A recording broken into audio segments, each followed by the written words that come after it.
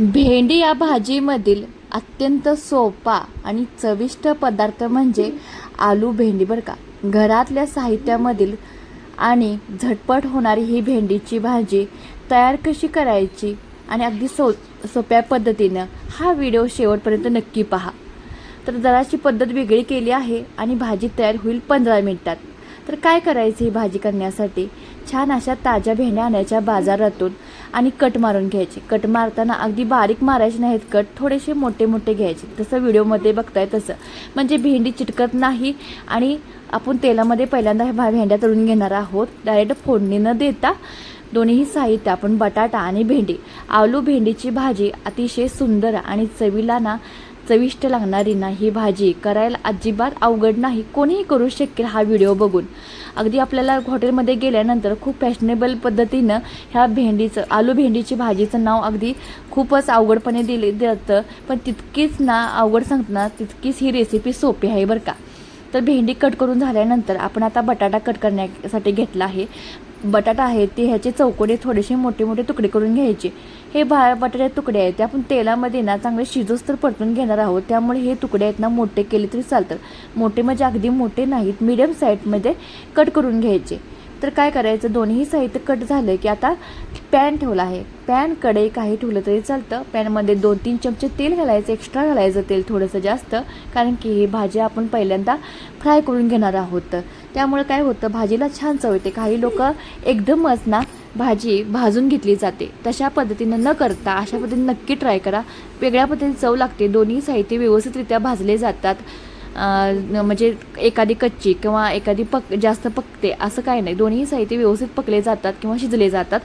तेलामध्ये हे 2-3 मिनटं शॅलो फ्राय करून घ्यायचे, गोल्डन ब्राऊन होस्तर. आणि बटाटे भाजून झाले की बाजूला काढून आता आपण इथं भेंडी भाजून घ्यायची. ह्या भेंडीला सुद्धा छान अशी चव येण्यासाठी कुठलाही पदार्थ ह्यामध्ये ॲड करायचा नाही, मीठ हळद किंवा काही नाही. नंतर जे आहे ते भाज्यामध्ये मसाले ॲड करणार आहोत. पहिल्यांदा भेंडी आणि बटाटा तेलामध्ये शॅलो फ्राय करून घ्यायचा, म्हणजे ह्या दोन्ही वस्तू छान अशा शिजल्या जातात आणि भाजल्यासुद्धा जातात.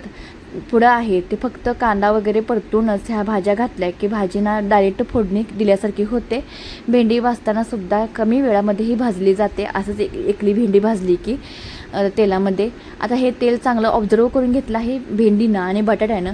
नंतर आणि थोडंसं आपण 2 चमचे तेल घालायचं पॅनमध्ये. त्यामध्ये जिरे टाकायचे, फोडणीसाठी जिरे वापरायचे. तर 2 मिडियम साईजचे बारीक कांदे कट करून घ्यायचे, मिरची घालायची, हिरवी मिरची, आणि हे दोन्ही साहित्य तेलामध्ये परतून घ्यायचे. चांगले परतून घ्यायचे, म्हणजे 2 ते 3 मिनटं परतून झाले की त्यामध्ये आपण जे भेंडी आणि बटाटा आहे ते शॅलो फ्राय करून घेतलेला तो ॲड करायचा. जास्त कोणतेही मसाले ह्यामध्ये ॲड करायचे नाहीत. कमी मसाल्यामध्ये सुंदर अशी ही भेंडी तयार होते. अगदी ही भेंडीची भाजी गरमागरम भाकरी असू दे, चपाती असू दे किंवा रोटी बरोबरसुद्धा सुंदर लागते बरं का. तर आता हे बटाटा वगैरे भाजून झाल्यानंतर ह्यामध्ये घालायचा 1 चमचा हळद आणि थोडंसं मीठ घालायचं. मिठामुळं पाणी सुटलं जातं आणि जी भाजी थोडीशी कच्ची राहिली होती तीसुद्धा शिजली जाते. नंतर आपल्या आवडीनुसार लाल तिखट घालायचं, शेंगदाण्याचं कूट घालायचं नाही, कोणताही गरम मसाला वापरायचा नाही. अगदी सुटसुटीत अशी ही भाजी तयार होते. मुलांचं टिफिन असू दे किंवा आपल्या मिस्टरांचा डबा असू दे, त्याच्यासाठी एकदम परफेक्ट अशी हॉटेल स्टाईल ही भेंडीची भाजी तयार झाली आहे. तुम्हाला साध्या सिंपल रेसिपी बघायला आवडत असेल तर प्लीज आपल्या सोनाली किचनला जाता सबस्क्राईब करायला अजिबात विसरू नका. अगदी साध्या सिंपल रेसिपी असतात. घरगुती साहित्यापासून तयार होणाऱ्या ह्या रेसिपी खूप चवीला लागतात. जेवढ्या साध्या तितक्याच चविष्ट असं म्हटलं जातात ना, ते योग्य आहे.